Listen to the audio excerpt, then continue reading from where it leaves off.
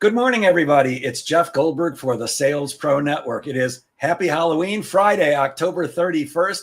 Boy, oh boy, the year is ending very quickly. You've got 2 months left to go, which means, of course, salespeople dig in now, because any day now people are going to start saying, yeah, call me after the holidays. And I don't want you to take that excuse or that stall, but they're going to start saying it. So dig in now. At any rate, if you have not joined us before, I'm a sales coach and trainer. I work with both individuals and organizations to help them increase their sales.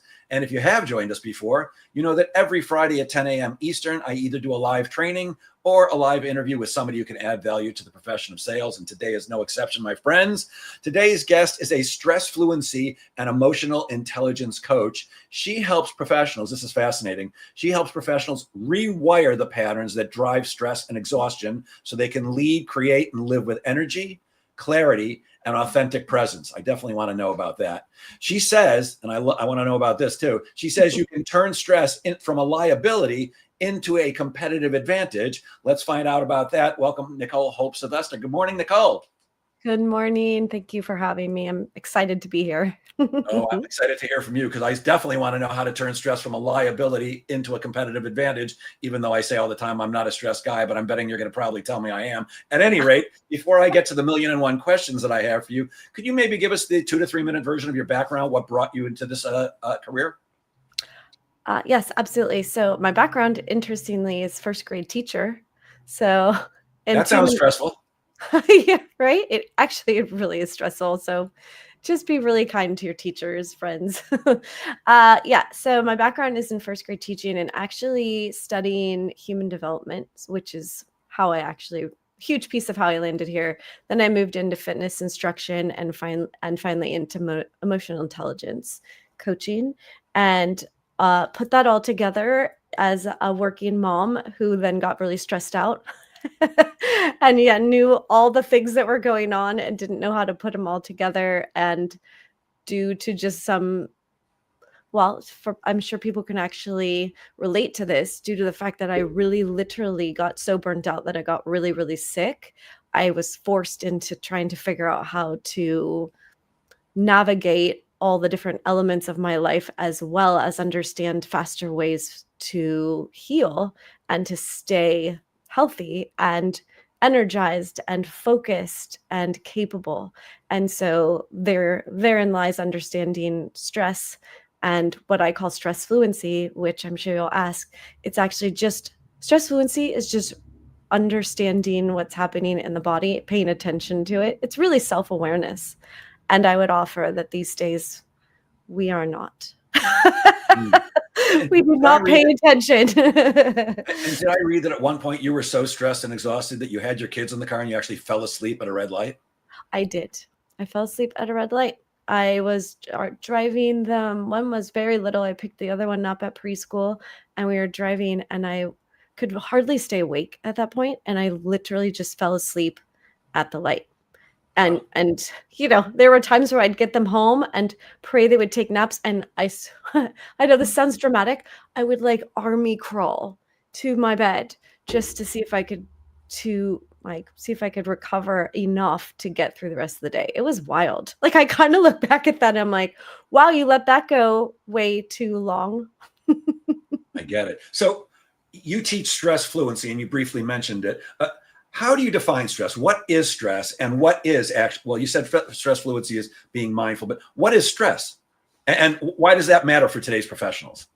Stress is really, the way I like to explain it, and it's because it's just easier. Stress is almost literally everything you experience, your body's reaction to it.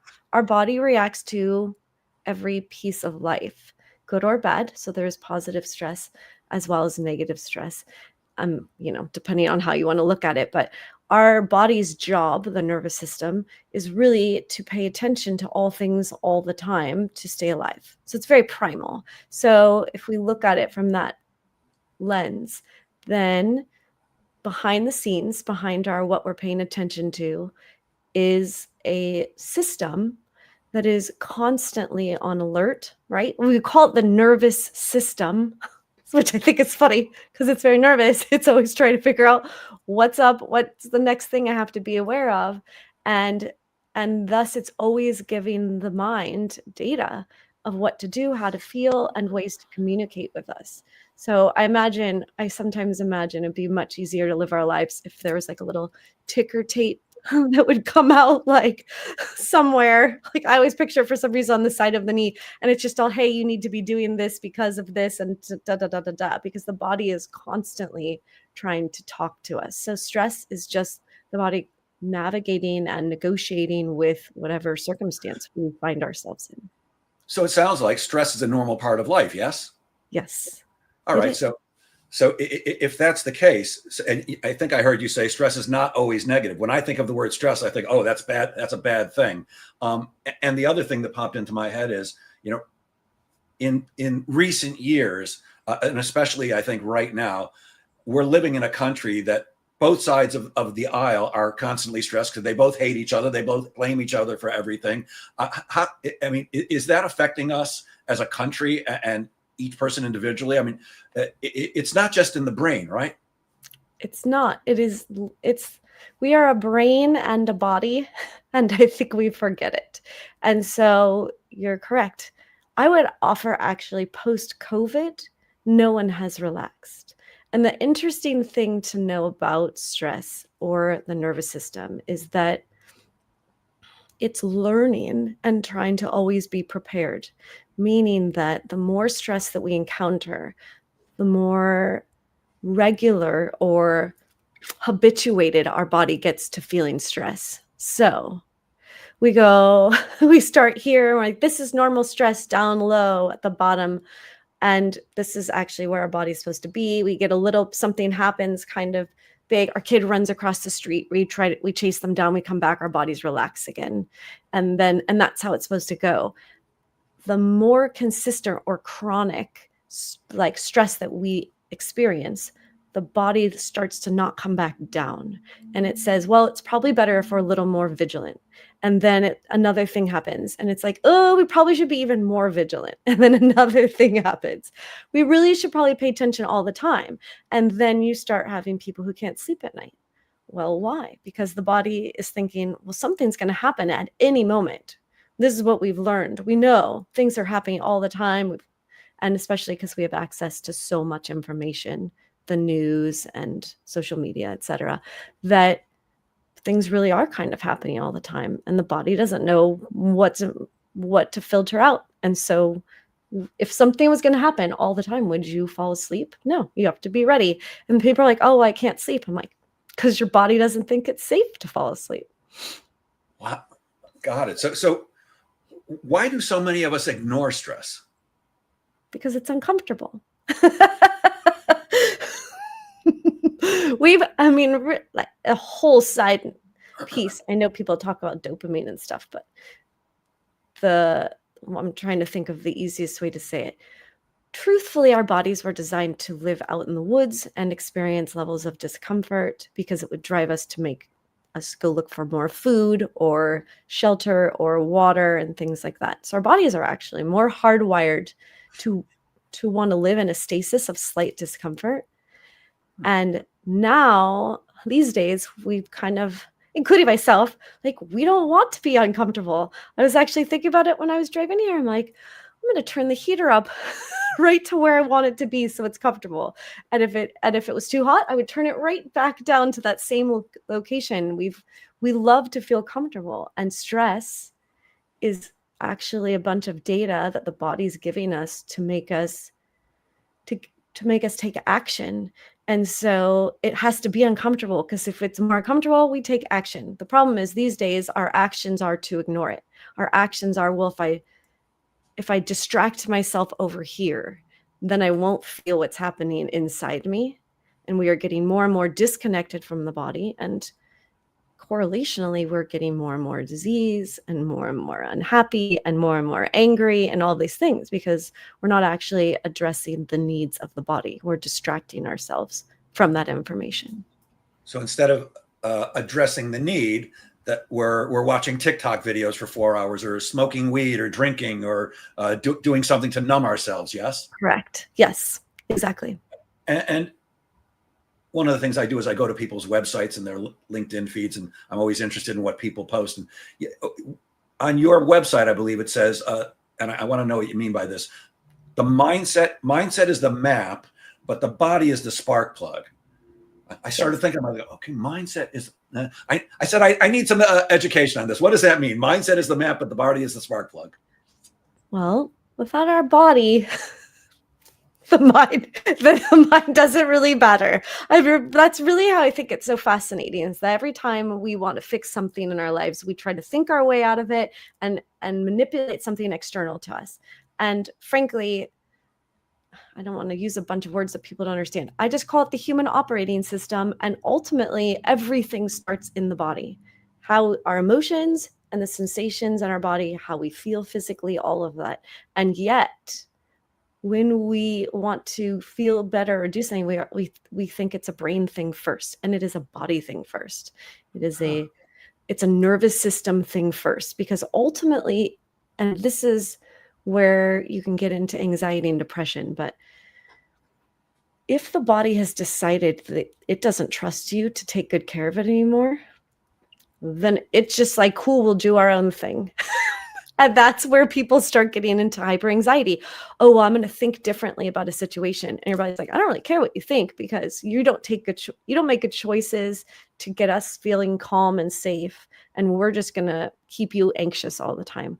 Or depression, which is like, we've sat in that anxiety space so long that the body's so depleted that it'd rather have you kind of hibernate and take a break and really numb out and really pull back, and it makes us apathetic and all of it. But there is nothing that is happening in our lives that is not a nervous system first thing. And as far as to say that if the nervous system reacts fast enough and has created a system that is so reactive that it doesn't even allow your brain to think, crimes of passion are very real. The body is like, this is dangerous. We don't have time to think about it. We're just going to take action. And people, right? They say, oh, I blacked out. Yes, because your body was like, nah, we're taking over. And then something very real happens. And it's beneficial, because there are many times we need to be able to react faster to keep, to move out of the way of something, than without going, oh, this car is about to get me. I wonder what I think about that. I wonder how I feel, I should probably move. Well, it's a little too late then. So it's basic animal mechanisms running the show. And the more and more that we disconnect from more natural living, the harder it is for our body to find the balance. So it's that we're still living with the lizard brain when fight or flight was crucial. I mean, look, you can be walking across the street in New York City and a taxi cab almost hits you, and that's the same thing. But it's not like we're some, I don't know, a buffalo is, whatever, some big animals chasing us. I always like to think cavemen and dinosaurs, except I know they didn't live at the same time. But years and years ago, it was really life and death every second. But we're still wired up that way, right? Exactly. That is all it is. We are the most basic. We are so basic. I know that's a criticism these days, but like, we are very basic. We have a very basic system at work. And if you are aware of how this is where that kind of using stress as a strategy thing works, if you understand how you are hardwired, then you are now empowered in your own life. If you understand that your nervous system is running the show, and you know how to get your nervous system to relax, now you actually have more space in the brain and to focus, to pay attention, to use your mind intentionally as opposed to reactively. So I want to come back to that in a second and get some hints on how to do that. But there was something else that struck me on your website that I was like, what? Use on your website, I saw it said between 75 and 90% of all doctor's visits are stress related. I was like, what? 70? I mean, it's like almost every time you go to the doctor, it's not that you have a cold or something. Can you explain why that is and what that means? Our bodies really can take care of themselves. That's what they're designed to do. It's almost a perfect system, give or take, right? And it really knows what it needs to be doing all the time. And the only time that it's really off kilter is when it's having to divert energy or attention, which is the best way to say it, to places that it that it wouldn't naturally need to go. And the longer that you stay in stress, the more the attention and the energy of the body is being diverted to like the shoulder muscles, right? Why? To fight something, to the hips, right? To run. And actually To the taken neck. away from, right? The neck, right? Well, that's it, right? Oh, Well, yeah. I'm fighting all those muscles and it's dumping chemicals and all of these things in there. And really a huge piece of it is the chemicals, because what happens when we get alerted? We get cortisol and adrenaline and norepinephrine dropped into the system. Well, if we're on alert all the time, cortisol alone can offset every other hormone in the body. So now the system's out of whack. Like kind of the more we're in chronic stress, like indefinitely. And if your body's out of balance, then it cannot keep itself healthy. And there are then organs and systems and that are now no longer receiving the balance and the chemicals and the hormones that it needs to work effectively. And now you're sick. I mean, it's really basic. So, so if we're walking around all day in a world that's full of stress, and each stress trains our body to be more stressed, it sounds like, or be more resistant to calming down, then you used a term a minute ago that I want to ask about. How do we use stress as a strategy? I mean, how do we turn stress from a liability into a competitive advantage? Is it as simple as meditate every day, or how do we, in a world that's insane, pretty much, how do we get rid of that, or at least minimize the effect of that? Because, I mean, stress. I don't know. I mean, you probably know way better than I. But stress on the body is deleterious. I mean, it's not good for anything, right? Well, it is good in the sense that we need it acutely to save us from issues and to respond to things. And it is good. The thing is, we need to see it as data. And that's really how neutral we need it to be. I'm going to use emotion as a good example. Every time we experience something that causes an emotion, the whole point of emotions, including animals have them, right? They're especially the core emotions, is to make us do a thing, take action, right? So even disgust, an animal eats a moth and they're disgusted by it and spit it out. Why? Because that moth was probably poisonous. And, I have that intuitive nature of the nervous system, the body that goes, this isn't good for us. So spit it out. So I feel disgust. It makes me take action. I spit out the moth and now I continue to live on, right? So that is how we work. That's how emotions work. And that's how body sensations work. They give us information, we pay attention, and we take action. And when we don't, all of that information, essentially like energy that wasn't processed, is now stored in the body, building, like emotions. Nobody feels their emotions anymore because if they don't feel good, well, we're kind of trained not to feel them, or it's embarrassing to have an emotion in front of other people, or it's not appropriate. Well, every time that energy, so an emotion, energy, emotion doesn't run its full process, boop, stuck in the body. I call us emotional hoarders, actually, because because it needs to be processed. And again, with that emotion, the body was like, well, then you should have taken an action, at least, consciously decided whether you need to go grab your kid from in front of a car, or, just go, I need to make sure I pay attention that whenever I do this happens and I shouldn't do that anymore. But we also don't do that. And that's why our bodies feel so uncomfortable. We're just stuck with all of this. So one thing you can do is just start paying attention. If we start to actually feel the body, then it actually processes that energetic resonance, and now it's not stuck in us. 90 seconds to process an emotion. 90 seconds to process an emotion if we don't attach a story to it. So is processing the feeling the same as calming yourself down? And here's what I'm saying. To some degree, yes. Actually, yes. So I hate traffic. I hate every other driver on the road. Well, I hate every driver that's in front of me. And I especially hate if I'm in the left lane and I'm doing 80 and you don't want to let me pass you. It makes me, or if somebody cuts me off. Now, it used to be that you cut me off, I want to kill you, and I'm screaming, and I'm honking my horn. And I realized a few years ago, I said, the only one that's pissing me off is really me. And now when something like that happens, what I do is I'll take a deep breath. And I find that deep breathing, at least for me, is calming. And it gives me time to, instead of, I want to freaking kill you. It's like, all right, I still want to kill them, but I'm not going to drive myself crazy over it. Yes. So I would offer, yes, that's a good example. Breathing is a big one for everyone. It is. And I want to say, however, because there's so many people out there, they're like, if you just breathe. So for some people, it does really work. For other people, it doesn't. And this is dicey is not the right word. The tricky place.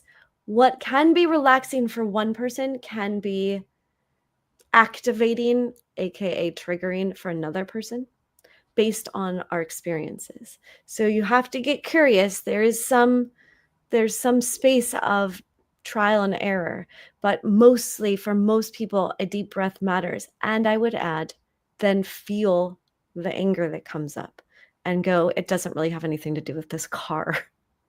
Because most of the time it doesn't. It's just we've held on to all. Anger is a really good one for most people because most people can't go around stomping around and punching things whenever they get angry. So we go, I'm going to hold it in and I'm going to look all cool on the outside. And then it builds and builds and builds. And actually, there's a huge correlation between anger and like heart issues. Huge. Like almost where you can go, oh, you have 900 times you didn't feel anger. Oh, cool. You're going to have heart problems. Like, so, I mean, I'm never going to say causal, but I'm definitely going to say correlated. And yes, so a deep breath and then feel the feeling, feel the emotion, because as I feel it, and I would love for you to try this one day, it's a great opportunity actually when life gives us things that pull up an emotion because we go, oh, great, I can feel that and let that go. Thanks, car that just caught me off. That's one less chunk of emotion stuck in me later. So yeah, I would take a deep breath. Okay, it's really not about this. And now I am going to feel whatever emotion or feeling I have in my body. And I'm just not going to worry too much about the story on it. And then I'm going to turn, once it's gone, as I pay attention to the physical body, which is all it's ever really wanted us to do, was listen to it. That's going to feel better. And now I'm going to be like, whoa, okay. And I'm going to focus on my music or listen to a podcast. Yeah. So it sounds like I've got a lot of work to do because I can't remember whether I mentioned this to you when we first spoke, but besides working with people to help them sell better, I'm a stand-up comedian, and part of my comedy, and we always say it's funny because it's true, is part of my comedy is almost everything human beings do annoys me. So sounds like I'm glad you laughed at that, but it's true. So sounds like I might have some work to do. Here's something else that I saw that you posted recently, which I found interesting. You posted a meme that said, the brain remembers insults for 20 years, but forgets compliments in 30 days. Why do we hang on so much longer for insults than positive stuff? Okay, that's a great question. And I want to come back to how basic we are evolutionarily. We are basic. And what would be better for us or safer is to remember things that made us feel uncomfortable so that we avoid them in the future. Because I would think I'd want to remember the compliments because they make you feel good. But we're more tuned. It's funny. So I'm not, I tell salespeople, part of the training I do is to tell them that it's important to tell stories about another prospect like you who did business with me and lived happily ever after. And the way I explain it is because of brain science, because my understanding is the way the brain works is when we're making the buying decision, we automatically think of the negative first. What could go wrong? And we do that to protect ourselves from making a bad decision. Are you talking about the same thing here? We're wired up negatively? We're wired to survive. That's how I'm going to say. We are wired to survive. We definitely can do the work. We can use before I go tangent, 95% of what we do when we get over 35 is autopilot. 5% consciousness, 95% roboting. It makes our lives easier. So we can start using our 5% conscious to start going back. This is where the other piece of my work is on beliefs. What are all these down deep inside us beliefs that are filtering our experience? And that's where you can make real change. So we are hardwired to be more negative, but think about what our lives used to be if we were living out in the woods again. It was very basic, so that it wouldn't matter. There wouldn't be that many negative things. You probably, if we were animals, don't go by that watering hole. Everybody seems to get picked off over there. So you would want to remember that, and you'd want to remember that for generations, which is why there's so much information that speaks to the fact that we hold on to generational trauma and things like that. Ultimately, though, it would make sense that we would try to avoid being uncomfortable or situations that make us feel bad, for lack of better words. And so, yeah, we're going to hold on to the negative. It's a safety precaution, but there's choice in it. There's choice. And the more conscious we are, the more we choose to focus on feeling better, the more power we have over that not being the case. And a lot of it, again, comes back to the belief. What do we believe about our circumstances or what we're experiencing? So this was something else I saw at quote, and this one I actually liked. A bunch of your stuff scared me, but this one you said your brain doesn't need just a break this weekend. It needs to play. Now, I like to make everything into a game and play. What is brain play, and why does the brain need to play? It needs a break. Actually, I wish I could remember this other piece of information. There was something I read literally yesterday that said, if you try to learn a thing, it'll take you, it was insane number. I feel like 500 reps or something to learn something if you're just serious and studious. But if you do it in play, it takes you 10 to 20 times.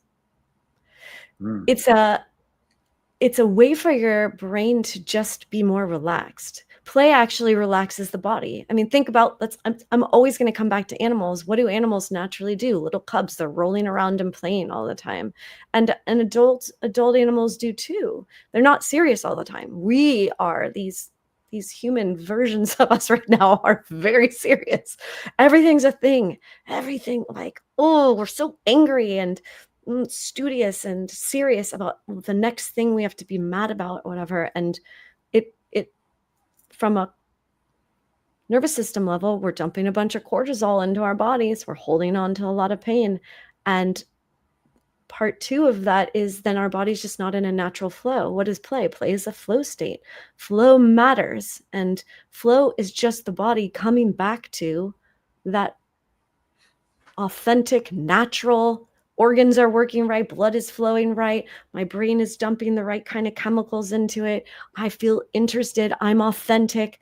It's high level awesome that really pays out. And the people who are those people, they are happy, they just feel confident because your body is balanced. And that's really all it is. It's a body thing first. We can use our brain to get there, but it is a body and then a belief and then a brain thing, and not the other way around. So play is like awesome. It's that alignment. Yeah. I guess that's why I love going body surfing so much, which is why I live where I live. Like this afternoon, assuming we don't have more rain today, I'll be putting on a wetsuit and going body surfing because to me that's play. And it sounds like I actually just need to be more like my dog. My dog's, we'll be watching TV at night, but he's sleeping. And then all of a sudden he'll pick up his head or look at me. Then his butt starts wiggling and he gets a look in his eye. And I know any second now he's going to attack. And he's a sweet dog. And he'll grab my hand, and he doesn't really bite, but we call it nibbling, but he's playing. And, if I go, I'm not in the mood right now, he doesn't care. He just wants to play and have fun. And it doesn't stop till he's done. So it sounds like I just need to be, we all need to be more like Duke, my dog, and just play and have a good time and get that. And by the way, once he's done, he just goes back and lays down again. He goes back to sleep. Yes. And think about how balanced he is. There's another space that's really beautiful about dogs, is that they are reading our nervous system a lot, all the time. And that's really a fun fact I would like to share about why it's harder and harder. I don't want to say it that way. Why we seem to be more collectively becoming stressed. And it is because our nervous systems, our bodies are reading each other's stress. And so if I'm sitting on a train somewhere and everybody in that space is feeling anxious and dysregulated or angry, we are all empathic. We can all feel that. And then my body's like, well, what's wrong? Like, what am I not aware of? And now it's again in a heightened state.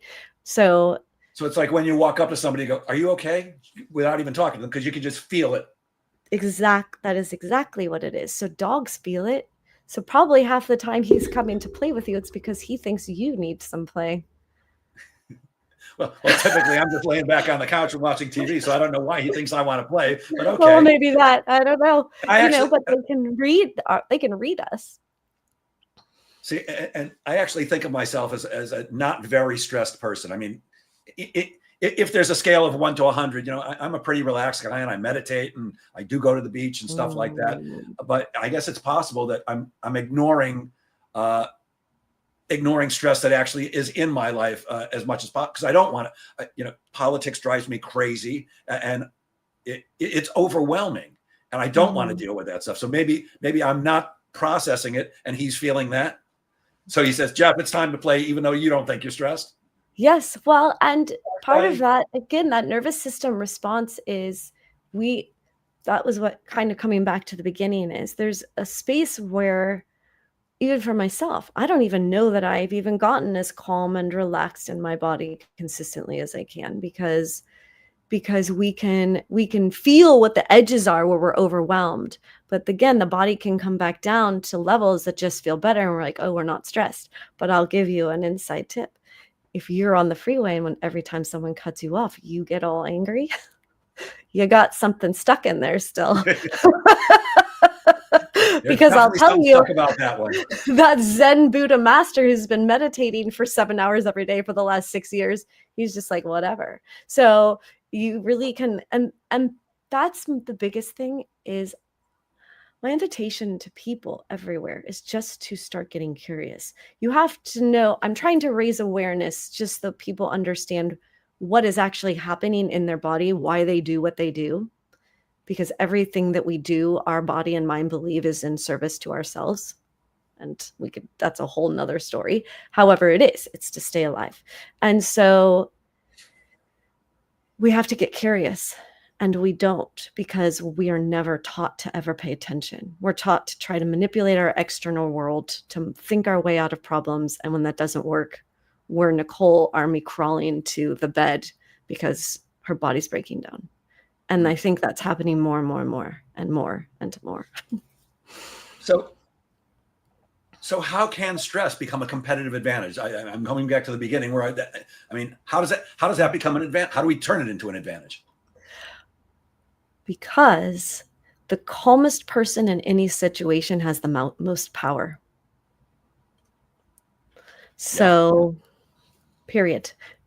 Based on the fact that we can read each other and all of these things. So I like thinking about spies. They're real calm because they need to be alert and aware. If they're reactive, they're not actually thinking about they're not able to take in data and stuff like that. I mean, I think like Mission Impossible, right? I love the scenes with Tom Cruise and everyone's like, you got 9 people and they're all about to shoot each other. And he's just standing in the middle. It's like, everybody, let's take a breath.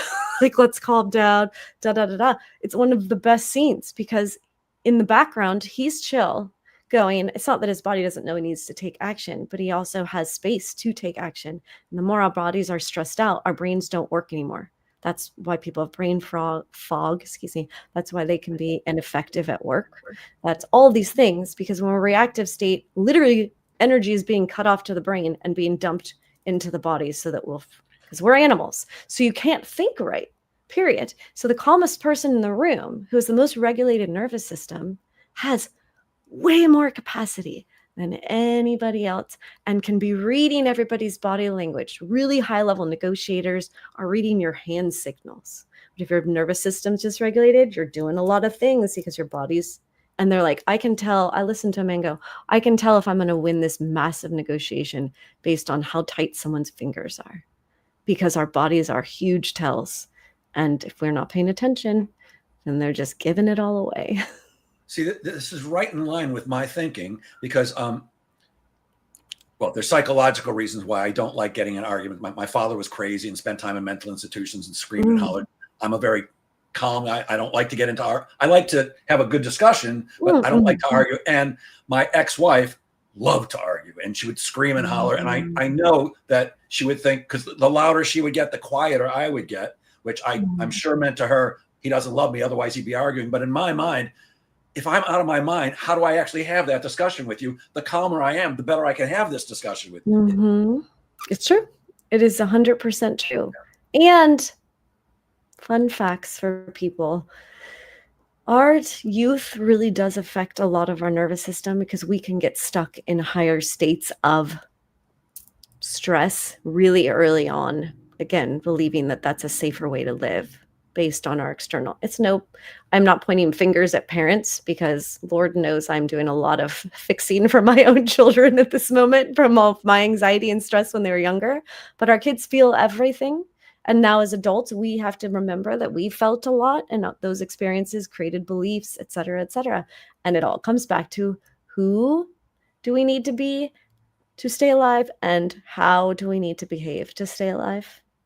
And that's it. That's our hardwiring. And that's why a lot of us are so stressed. So we have to get curious. Curiosity is huge. And yes, the breath work is huge. And stretching, fascia, moving the body side to side is important because it stretches the body and tells the body that I'm not about to fight a bear, right? Because we are also very linear, and that's always like fighting a bear or running from a bear, right? So things that we do cross body, good for the brain too, but also tells the body, oh, if I'm doing that, I must not be fighting a bear. I can relax. So there's so many body movements that we can do also to tell the body, hey, it's cool. No bears here, and we're not worried about it. Oh, fascinating. So first of all, I'm not fighting bears. I'm just fighting a pug, but he's 25 pounds of pug bear.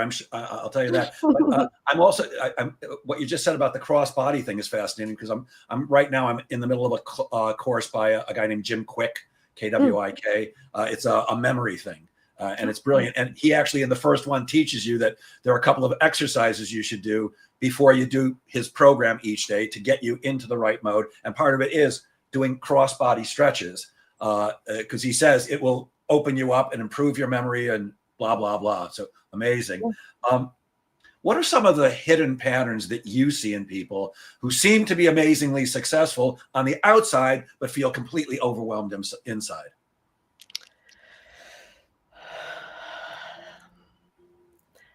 They don't feel so much.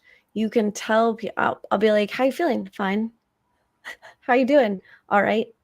Good. Yeah, good. Kind of deferring. And I know it's kind of a common practice for us, but especially for my clients, I'm like, no, how are you feeling? Oh, I feel really good. And when I meet with people in person, it's really fun because I can literally feel how not good they feel, but they don't even notice it, right? Because again, you habituate to it. So that's your normal. A lot of it is these little, you can tell by people's behaviors, you can tell by their body language, you can tell by it's referred to as the prosody of voice, but the tone of their voice, how quickly they speak, how much they're leaning forward or pulling back, how connected they are in a discussion. Do they listen? Are they constantly trying to control things? There's so many different elements that will show that. And people that are overwhelmed are very reactive, very reactive. So anything that is outside of what their expectations are for the moment is a thing that they don't have time for. So you can just be like, what do you think about blah, blah, blah. I can't think about that right now. Da, da, da. And there's a space where, yes, we are in control of our attention, but you can you can feel it, you can see it, and we know. And I also have some fun questions just for them to figure out. I mean, again, I love that you brought up the people cutting you off of, driving, because if you kind of think about it, you're like, why is it that big a deal? And so then we go, well, is it a really big deal? Well, I don't know. I wouldn't like it, but does it require this kind of like raginess that comes up? And that's interesting. That's sitting right close to the top. How relaxed really am I the rest of the time? So it's that. And that's where it comes back to a lot of self-analysis and getting curious. I had a friend say the other day, her husband was like, I can't return texts. Why do people keep texting me? Whatever. We're like, text takes 10 seconds, maybe 15. But if your brain is so full of trying to react to the things happening in your body, right? All these alarms going off because your body is dysregulated, then you don't have the capacity. It's called your adaptive reservoir. You don't have space. Like, you literally don't have space for anything to go outside of barely what you're holding on to. So thank you for the psychology session, because I just realized something, and I don't know what it means, but cut me off in traffic, I'm pissed off. Go in front of me, going too slow, I'm pissed off. I also get annoyed if I'm in the grocery store and you leave your shopping cart in the middle of the aisle and walk away, and I've got to now move it. So there's something about me being blocked, I think. I don't know what it is. I'm gonna have to explore that one. Yay. I mean, that's it. And that's the thing. You just go, that's interesting. That's what I tell my clients. That's an interesting reaction. That does bother me. What belief do I have about it? What do I feel about right now that it's a problem for me to move someone else's cart? Because I will tell you, in a space of calm and clarity, nothing really matters. You're just like, they feel pretty good. Oh, someone left their cart there. Okay. Like, it's just not, things are not a big deal when your body's relaxed. They're just not. Like, apparently my body's not relaxed, even though I think it is, because you leave your cart in the middle of the aisle. I'm like, how fucking rude are you? Pardon my French to everybody. I don't like to swear on this podcast, but how fucking rude are you? All you got to do is move it to the side. It's like people who double park. Yeah. What gives you the right to do that? Yeah. I mean, there's something about people blocking me. Okay, I'm going to have to look into this further, Nicole. Yeah, you just go, it's not my first choice. I'd like to make my life easier too, but I don't really want to use my valuable heartbeats over it. And that's kind of, you get an easierness to it. It doesn't mean you love everything. You still can tell like what you like and don't like. You just don't have as much attachment to it being one way or the other. You're just like, okay, these are things that happen. People make weird choices. Weird. Yeah. So, what do leaders misunderstand about stress and productivity and emotional capacity? And what should, like, I work with leaders of sales teams. So what should they be aware of and doing to help their people thrive? How do they create a safe space for people to speak up, and why is that important? Oh, I love this question so much. Yay. See, I'm not stressed when you say I love this question so much. Right? Good. It does. It feels good, right? Yeah, so how we present ourselves, every person that is in front of us is reading. So at the baseline of it, my nervous system is giving out data, everyone else's nervous system in the room. And the reason why is because, just so people understand this, my body is always trying to read other people's bodies, assessing threat. So if someone's calm in front of me, I'm like, oh, cool. This is great. I feel calm. That's that safety piece. It's co-regulation, actually, right? Kind of the way moms and babies are supposed to, or like a mom's supposed to relax a baby. Same thing as the adults. Just as a heads up, we didn't grow out of that. Same thing with adults. So my body is reading the person's body in front of me. So not only am I feeling their energy, if you will, but and we talk about this, right? Do you resonate with that person? It's because we're feeling their energy. Like, it's in our language, actually. But anyway, so, and on top of that, my eyes connected directly to my nervous system. The only direct thing that connects, the only sensory mechanism, they're reading every single thing that person's doing, every microfacial expression, every body language piece, the sound of my voice, whether I smile or not, everything. We aren't sitting there necessarily paying attention to it, but the body is. And so the more that I go, this person's calm, they're relaxed, they're fluid, they're open, they're listening, the more my body goes, oh, it's cool. And now suddenly I can actually pay attention, because I'm not wasting all this back end brain stuff trying to assess something. And is this person a threat, or are they picking on me? Are they looking at me to try to see if I'm paying attention so that they can get mad at me? You know what I mean? Where it's all a safety thing. And we are tribal, or I call us herd animals, which means that it really matters to us that people care about us and respect us, because if they didn't and we were a zebra, they would kick us out of the zebra herd, and all of a sudden I'm picked off by a lion. So we really care. So our brains are really in the background, working very hard all the time to figure out if this person likes me, if they're safe. And who do I have to be and how do I have to behave to get them to continue to like me and continue to keep me in the herd? So the very first thing leaders need to do, and it's the irony of it, because they have so much on their plate that I think people don't honor. They really are working hard. Everyone's working hard, but leaders are too. But there's some expectation that they're superhuman, and it makes me frustrated sometimes. But the key is they, more than anyone else in that room, need to be calm. Calm is power. People look to leaders who are calm and collected and intentional, but also thoughtful and also emotionally regulated, and but also have the capacity, that adaptive reservoir, to hear other people, to care about what matters to them. Because at the end of the day, we are more animal than, we're animals with like a supercomputer brain.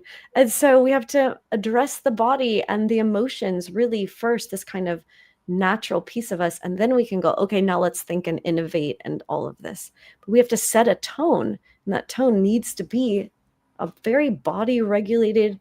Even our posture matters, because our own body is reading our posture. That's why people do that superhero pose, because the body's like, oh, we're in a posture that tells the body to regulate all the hormones and do the right things so that we can be a leader. So it all matters, and we just don't pay attention to any of it. We've kind of forgotten that bodies matter. So I feel amazingly validated, because I not only work with salespeople, I work with sales leaders. And one of the things I do teach them is, you got to understand that everything you say, everything you do, everything, your people are watching you every second, and they're interpreting it like a kid interprets mommy and daddy.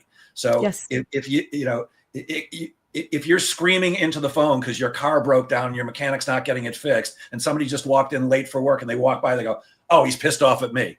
Even though that, so you really do, as a leader, need to be aware that your team is watching you. And just like you said, we can feel each other's feelings or our body state. They know it.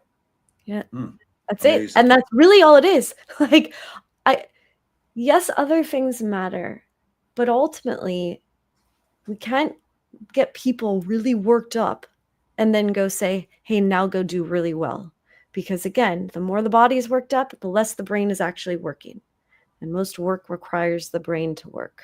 And especially in sales, all sales is body language, tone of voice. How am I offering you this information? Just like you were saying, you're working the system. I wish there was a better word for it, but it's like polite manipulation.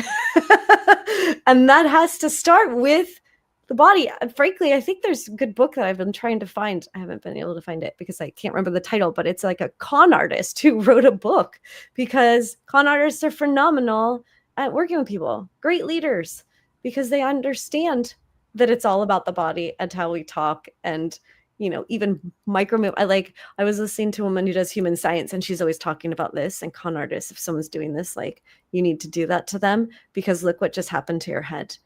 It actually makes people's heads shake, like go nod up and down. She said she's watched entire stadiums of people where the person's talking like this, and now everyone in the stadium is nodding their head like this, because bodies read bodies. We have mirror cells in our brain that literally mirror the people in front of us. So what do you want mirrored back at you? Calm, regulated, choice, intention, decision-making, clarity? Or do we want ferociousness, anger, and all that stuff? Because it travels like the plague. Yeah. And that's why I tell salespeople, if you're late for work and you ran over your kid's bicycle on the backing out of the driveway and you got a speeding ticket, that's not the time to get on the phone and make cold calls, because people are going to pick that up even through the phone.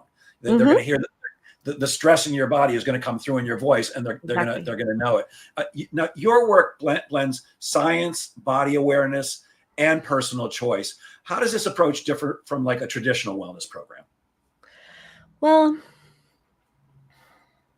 it's interesting, because when I was going through my kind of like fixing stage, my fixing era, trying to understand how not to be stressed anymore, I did see a lot of different people, including psychologists and nutritionists. A lot of my history was in fitness and yoga and things like that. And I'm like, none of them were really the solution, because it's not just one thing. And, we go and see like a lot of therapists generally are only focused on your mindset, or even a lot of coaches, right? Oh, it's your mindset. If you can think this way, yeah, thinking matters. Being conscious and aware of your thoughts matters. Again, beliefs matter, but they don't even work on beliefs. They're just like, affirmations, drive, determination, focus on your goal, whatever. Okay, yes. And then wellness people are like, oh, stretch and move, whatever. I'm like, okay, yes. And then there's this whole belief center, which it's taken a lot of people, I think, time to understand. But if you're not doing all of them, then you're only as good as the one thing you've worked on. Because ultimately, at the end of the day, the body decides. If it decides you're overwhelmed for too long, it's like, we're just going to make you sick, and then you can't go to work, and then too bad for you. Ultimately, that's what it lands on. And my concern for so many people these days is they're working so hard to get to this point where they're not going to have to work hard, and they're just going to be so sick at that point that it won't matter. They just won't even be able to enjoy it. And that's my bigger concern in general. The more that we lean into it, this lacking of awareness of how to keep the body regulated, of being conscious of why I do what I do, which is a body reaction and a belief together that comes into the brain and we do something. If we're not self-aware, we're not self-understanding, then we are literally living in a robotic kind of autopilot mode, with being coerced, if you will, into believing that this is the right way to do it, and that it's serious is the only way, and all that. And then we get to this spot, this future point that we've created, like, oh, we're going to be so happy then. This is where we're going to be happy. And then we're not, because we're sick and we're full of a bunch of emotions. So we're cranky all the time. And we have never challenged any old adaptive beliefs that we had. So we have a very skewed view of how the world should be, and we can't adjust to how it has shifted. And, it doesn't work. One of my biggest terms that's on my website used to be is happiness is the point and the path. So we're trying to get to happiness because that's what we want. Generally, everyone's doing a thing because they think they'll feel better. So I kind of say feeling good and happiness are very synonymous. But the path to it is actually also happiness. Happiness is an indication that what we're doing is really aligned for us. Feeling good means we're taking care of our bodies and our minds and all the things. And it actually gets us to a point where the body's working better, so our brains work better, we have more solutions, and we are more effective. We're in that flow state. Flow takes us to all the places that we want to go, and we get to enjoy it along the way. So my approach to wellness is that it can't just be one thing. We have to look at our body as an entire whole and love it, honor it, and get curious about it. And then we get to essentially, the word that comes to my mind is like, dominate our life. But we do, because now we know why we're doing what we're doing, and that we get to maintain it, right? That's a sustainability piece in it, because we're taking care of our body, and we get to get really curious about who we really are and what we really do want, all that. It's a whole, we are a whole body. So we need to treat ourselves as a whole body, and not just this little tablet stuck to one of those, like a little machine rolling around. So it seems I might have to re-examine some of my philosophies, because one of them is happiness is simply a choice, and it's personal response. You take responsibility that everything in your life is a choice, and I choose to be happy, I choose to be sad. But don't even answer that one, because I've got 55 more questions and only 3 minutes to ask them. And I definitely wanted to ask about this, although I think I know the answer. You like to meet your clients in nature, like a forest. Why? So we're animals. What's going to be the easiest way for our body to relax? In nature.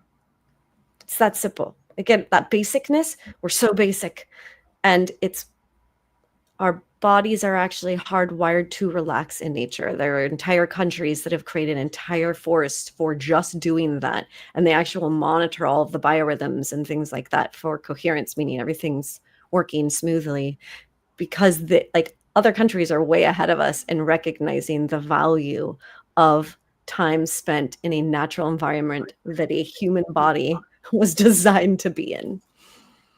So that fully explains why I love the beach so much and why I tell people all day long, there are two places where I feel most at home. One is on the comedy stage, but the other one is in the ocean. When I'm in the ocean, it's funny, my next door neighbor and I go swimming and body surfing together constantly. And we both have this thing, we'll get to the beach, there's that part where you get to the sand and then your feet get in the water. And then when you finally get in, I can literally feel my body just going, because there's no other word. It just feels right. It feels, yes. Oh my God, I'm home. Is that what you're talking about? Yes. Yes. And it's different for everyone because the ocean for me is not as relaxing as it is for you. For me, it's like it's nature, as nature, opposed to being in New York City. Everybody has their own thing. Correct. But there is a space where, again, we were born to be very tribal, to wake up in the morning, to see nature, to move. Oh my gosh, sorry. If you are wondering why our bodies are getting so tense and tight and whatever, so we don't move. Our bodies were like, everyone's counting their steps, but no one talks about why would you count? Why do 10,000 steps matter? Because your body is evolutionarily designed to walk all day, to go essentially to live the camping life, to walk way far to go to the bathroom, to go walk super far to get water, to walk to get food, walk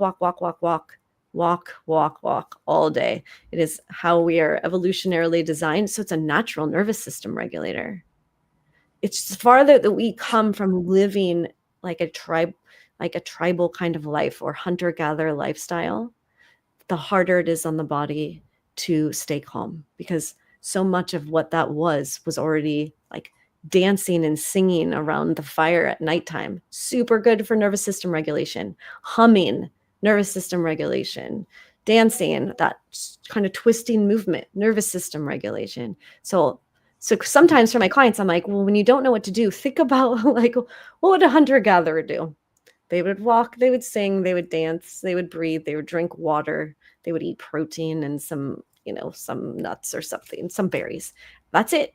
That's what we're made to do. So the closer you can come to that, the easier it is for the body to go, oh yeah, cool. So are you saying that I should actually be thanking my dog that I have to take him out 4 times a day on a walk? Yes. 100% yes. Yes. I do. Otherwise, I probably wouldn't get any exercise. And unfortunately, we're out of time, Nicole. I could talk to you all day. But before we go, I'm going to share my screen. Could you please let people know how they can reach you if they're interested in talking to you, working with you, have questions for you? Sorry, you cut out for a moment, and so I didn't hear what you said. Oh, could you please explain how people can reach you if they're interested in working with you or want to find out about what you do? The best way really is to email me, which you are showing my email address right up there. Or you can go to my website and that'll have a link to contact me. I am moving more into working with full businesses. So I'm shifting from a lot of my one-on-one stuff to working with businesses, because if businesses actually can work with the human bodies that they have working with them, then the efficiency numbers go up dramatically, and effectiveness, and again, that sustainability piece. So if we acknowledge that we have a human body operating system that needs to be addressed, then everybody actually just starts working better. And the amount of money that is wasted on a yearly basis on insurance and absenteeism and actually just kind of quiet quitting and ineffective work patterns is something like in the trillions. It's insane. So I'm like, where does everybody get stressed out? At work. Let's change that. Gotcha. So I did share my screen with your contact information. And for people who are watching live or watch this on replay, they'll be able to see it. But this will also get converted to a podcast. So for those people who will be listening, would you like to give out that information? Oh, yes. So it's stressfluent.com. So stressfluent.com. Very easy. I tried to make it easy for people. And just come to the website, send me a message. I really love I love talking about this because my goal is really to spread awareness. We are really disconnected from understanding our bodies, and we keep going farther away from it. So I kind of want to stand on a mountaintop right now and be like, if you understand this, your entire life changes. And if you can take care of yourself, then the entire world changes. Because if everybody knew really how to stay calm in their own bodies, can you imagine how peaceful our world would be? It'd be pretty amazing. That sounds really good. So we either need to all get calm in our bodies, or maybe we all need to move to Montana or something like that. And we are out of time. So thank you so much for sharing your brilliance so generously. It was fantastic. And I'll leave, as I always do. Gang, please remember that sales is a game of making things happen. So get out there and make sales happen. Have a great weekend, everybody. Have a great weekend, Nicole. Thank you. Thank you.